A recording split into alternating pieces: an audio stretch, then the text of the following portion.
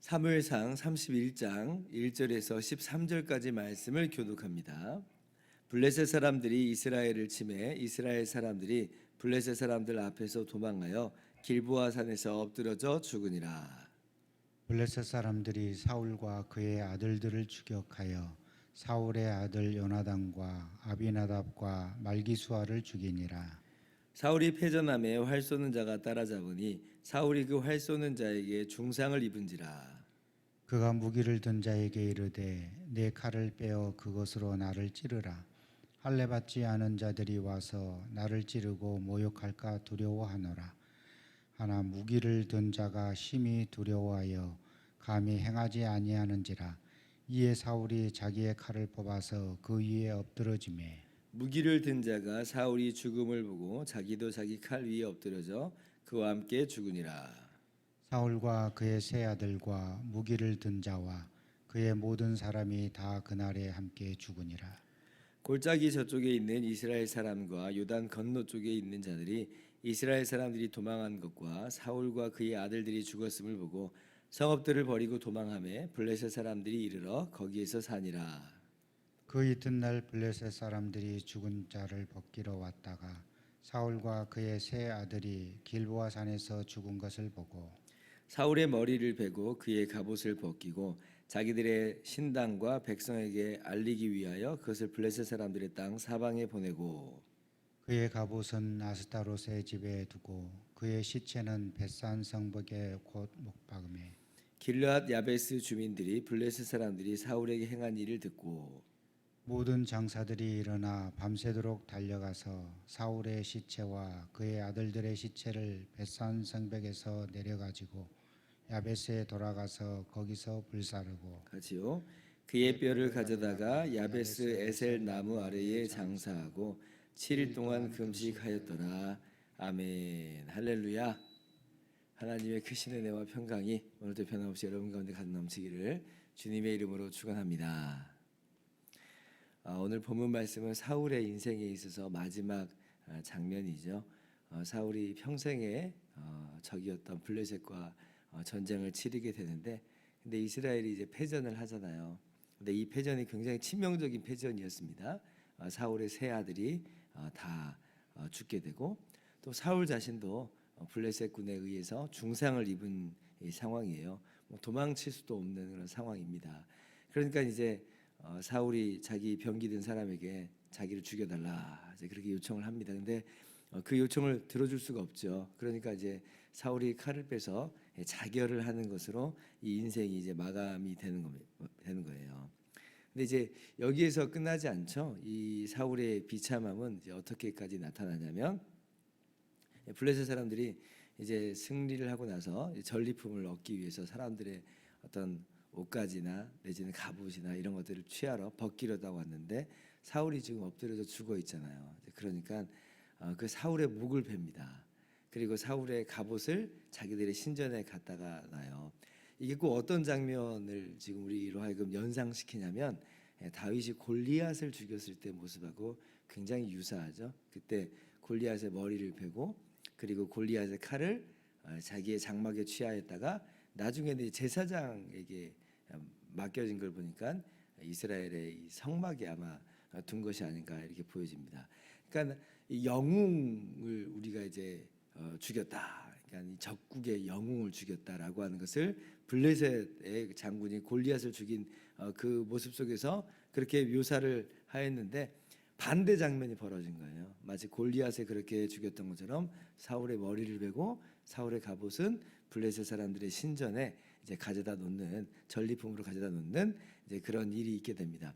그러니까 굉장히 안타깝죠. 굉장히 안타까워요. 사울의 그 통치가 40년간이라고 이제 신약 성경을 보면 기록이 돼 있는데 이 40년간의 기간에 이 마지막이 이렇게 끝난다고 하는 게 굉장히 허무하고 또 안타깝게 그렇게 여겨집니다.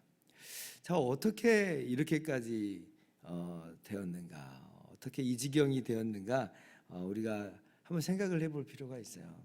처음에 사울의 인생을 한번 돌아가 보자고요. 사울이 어떠한 모습이었던가. 그때 우리가 알고 있는 사울의 모습은 굉장히 훌륭한 모습이었죠. 겸손한 사람으로 사울의 첫 모습은 그려져 있습니다. 사무엘을 통해서 기름을 부을 때에 사울이 스스로 하기를 자기를 그렇게 이야기하잖아요.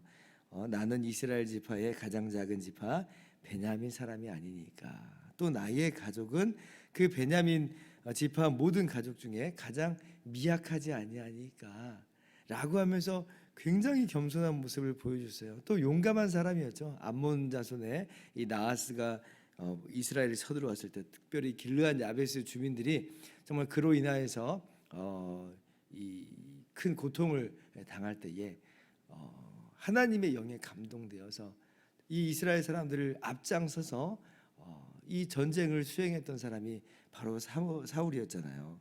굉장히 이 하나님의 영에 감동된 그런 사람이었고, 그리고 또 얼마나 또 용서와 관용의 사람이었는지 몰라요. 처음에 사울을 이렇게 제비 뽑아서 왕으로 기름 부으니까 어떤 사람들이 아니 무슨 사울 같은 저런 사람이 우리의 왕이 되겠냐고, 어떻게 우리를 구원하겠냐고 멸시하고 예물을 드리지 않고 왕으로 인정하지 않은 적도 있었어요.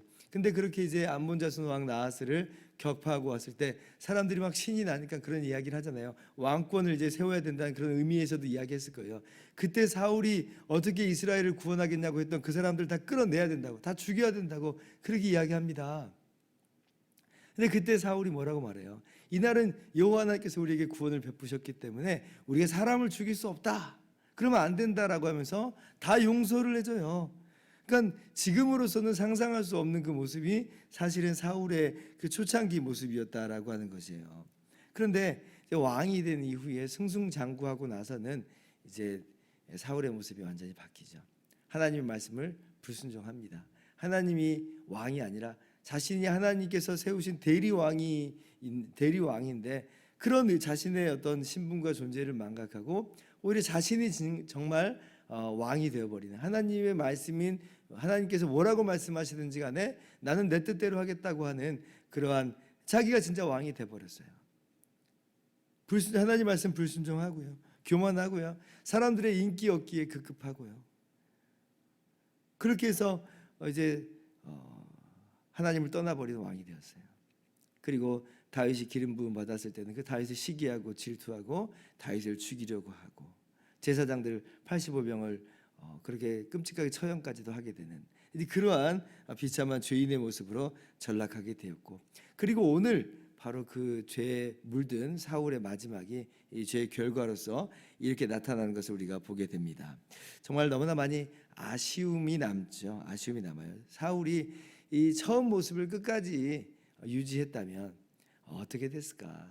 아마 이스라엘의 초대 왕이면서 굉장히 훌륭한 왕으로서 기록이 되지 않았을까, 이렇게 우리가 예상을 할 수가 있겠죠. 그가 끝까지 겸손했다면, 끝까지 정말 하나님의 영에 감동된 사람으로서 하나님의 전쟁을 수행을 했다면, 끝까지 하나님의 말씀을 순종하면서 살아갔다면, 용서와 자비와 관용을 베푸는 그런 훌륭한 모습으로 살아갔다면 이러진 않았을 텐데, 아니 이렇게 살았다 할지라도 그래도 회개하면서 내가 정말 잘못했구나, 자신의 잘못을 처절하게 깨닫고 자복하고 회개하면서 나아가기라도 했다면 아마 이러지는 않았을 거예요. 그러나 사울은 끝까지 자기가 붙잡은 걸 내려놓지 않았죠. 끝까지 움켜줬어요. 끝까지 다윗을 죽이려고 들고 끝까지 다윗을 추격하고 마침내는 끝까지 하나님을 배반하기를 엔돌에 신접한 여인을 찾아가기까지, 그러니까 그 마지막 기회까지도 하나님께 묻지 않고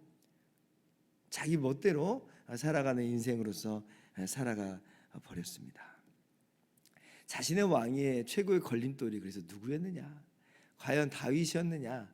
다윗이 아니라고 하는 걸 우리는 알게 됐어요. 다윗 때문에 이스라엘 왕위에서 내려온 것이 아니고 자기의 잘못으로 말미암아 스스로 파멸해 버렸죠. 다윗은 아무것도 한 것이 없어요. 여기서 그저 자신이 파멸을 했고 블레셋 가운데 전쟁 가운데 그래서 패전을 했고 그렇게 해서 자기가 죽임을 당한 거예요.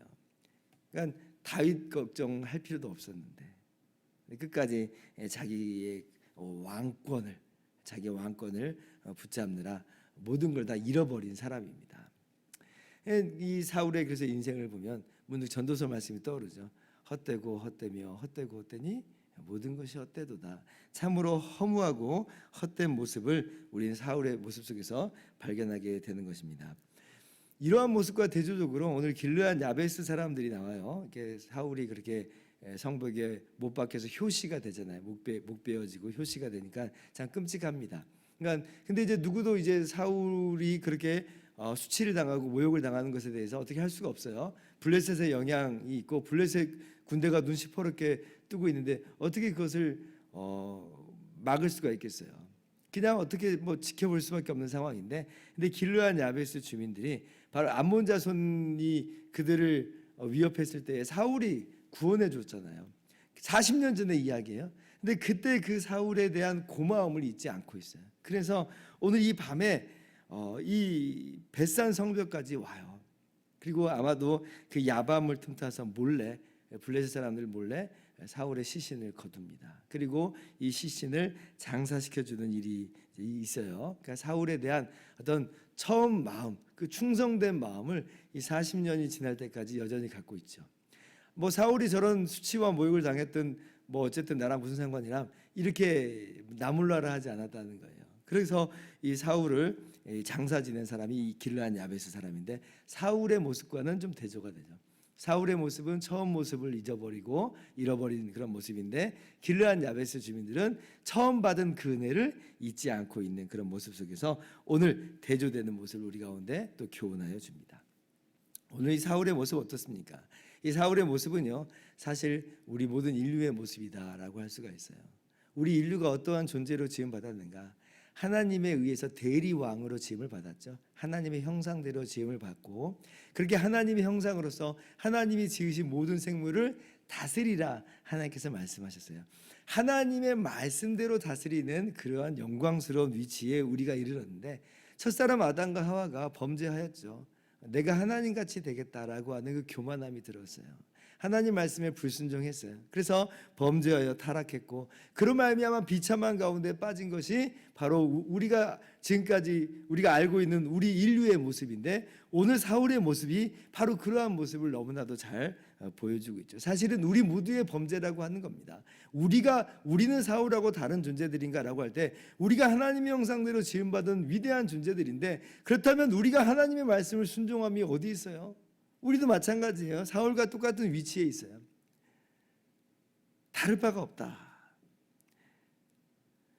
그래서 우리가 사울에 대해서 어떤 비난과 정죄의 손가락질만을 할 수는 없는 겁니다. 근데 정말 너무나 감사한 건 뭐예요? 그러한 우리들의 범죄에도 불구하고 하나님께서 우리를 불쌍히 여기셔서 독생자 예수 그리스도를 보내주시고 주님께서 우리의 모든 죄를 다 짊어지고 십자가에서 죽어주시니 거저 우리가 그렇게 죄 용서함 받고 거저 이렇게 의롭다함을 얻는 것뿐이에요. 은혜죠. 감사죠. 사실은 사울이나 우리나 똑같은 모습이었다라고 하는 것이에요. 그러므로 우리가 거저 은혜를 받고 죄 용서받아 의롭다함을 얻었으니 오늘 사울의 모습을 분명히 우리의 삶 속에서 반면교사로 삼아서 우리의 삶을 아름답게 다시 한번 정돈해갈 수 있기를 바랍니다. 은혜를 받았으니까 길르앗 야베스 주민처럼 충성스럽게 우리 하나님의 그 은혜와 사랑과 그 자비를 찬양하면서 감사하면서 오늘도 그 첫사랑 잃지 않고 주님 오시는 날까지 이 길을 잘 걸어가는 저와 여러분 모두 되기를 주님의 이름으로 축원합니다. 기도하겠습니다.